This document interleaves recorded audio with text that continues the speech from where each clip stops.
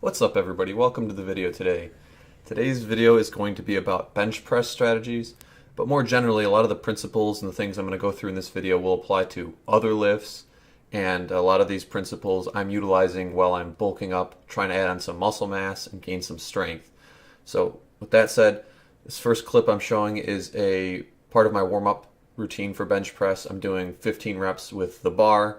Then I work my way up to 135, and essentially you'll see in the next screen a whole picture of my bench press sets for this workout. I'm not big into stretching. What I like to do to warm up my body and prepare it for the heavy work ahead, do plenty of warm-up sets to get the blood pumped into the muscle and get them primed to go for the heavier weights in the working sets.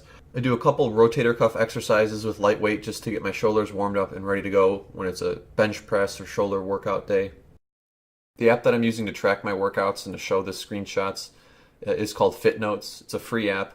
I like to track my workouts just like I like to track my nutrition, my calories with MyFitnessPal. I use Fitnotes to track my workouts and my exercises to make sure I'm progressively overloading and to kind of have an idea of where I'm at in terms of how much overall volume I'm doing. I'm going to come back to that point later in the video and touch on the importance of volume and how I analyze it, and then give you some insight into this workout, the total volume I've done in this workout, and some of my thoughts from there. But okay, so I'm putting all these clips together, showing you my bench press sets. I don't do anything crazy, anything dramatic. You'll notice my form, I always try to keep great form. Any lift I'm doing, I'm not going halfway down or anything like that. I'm going all the way down, touching my chest. I don't do full lockouts, full extensions at the top for a couple reasons. People often ask me about this. I do it to keep more tension on the muscle. If you lock out on every single rep, that allows your chest a chance to rest for a brief moment.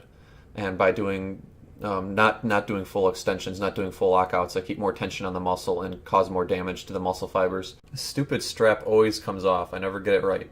But anyways, another reason I don't do full lockout unless I'm doing a 1 rep max or something like that is because I don't want to hyperextend my elbows or my joints in general. And if you do a lot of hyperextension where you're doing a full lockout or going a little bit beyond that, you can really do some damage to your joints. So just as a precautionary measure, now to provide some context to this workout, this is at the end of my cut. I had been going through about a 6-month period of losing weight, lost right around 20 pounds, lost a significant amount of strength, but I'm in the process of transitioning from this cut into a bulk to try to build some muscle mass, add some strength back. Alright, in this screen I'm showing the total amount of volume I have done for bench press. Workout volume is calculated by the number of reps you're doing, times by the amount of weight, times by the amount of sets. Basically, workout volume is one of the most important factors when you're looking at progressive overload and as a means to increasing your overall strength and your muscle mass. So you want to make sure you're tracking your workout volume, especially if you're an intermediate or more advanced lifter, because it's going to be very fundamental for building strength and increasing your muscle mass long term. So this is a baseline. I am coming off of a period of cutting and now I'm transitioning into a bulking period. So I want to make sure my total workout volume is increasing over time in order to optimally add muscle mass. That's one of the most practical ways to measure and to increase muscle mass. So generally speaking, I'm looking to add anywhere from 5 to 10 pounds to my bench press in a month. I think that would be solid progress for me. And I'm going to focus mostly on increasing the number of reps I'm doing or the amount of weight as a means to increase total volume.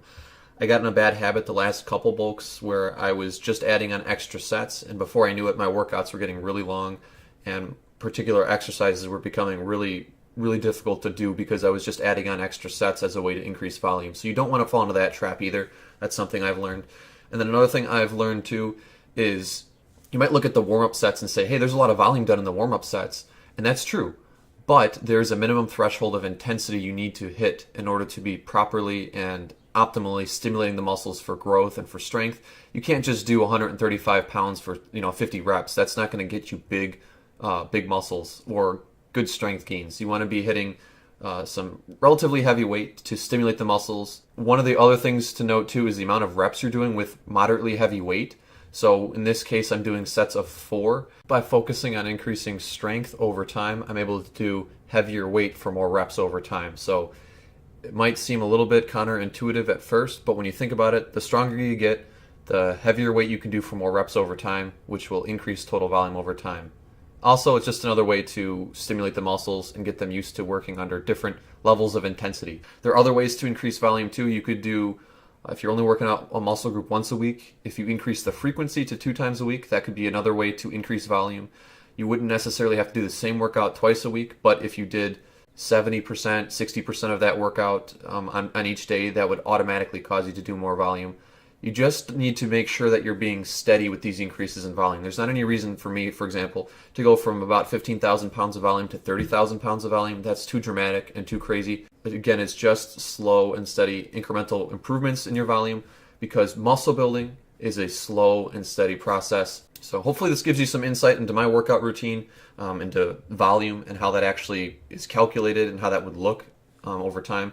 I would like to make more videos like this in the future, going through my workouts, especially as I'm bulking up here. And ultimately, hopefully that helps you to adapt your routine to optimally build strength and muscle and achieve your goals, because that's the goal of the channel, is to hopefully help you guys by giving you insight into what I do and some of the things I think about. Maybe that will help if you apply those to your situation to be able to get bigger and stronger and to accomplish your fitness goals. So hopefully this video was helpful for you. I really do appreciate you guys watching. Let me know in the comments if you have any questions, if you want to discuss anything, or if you disagree with anything I said in the video.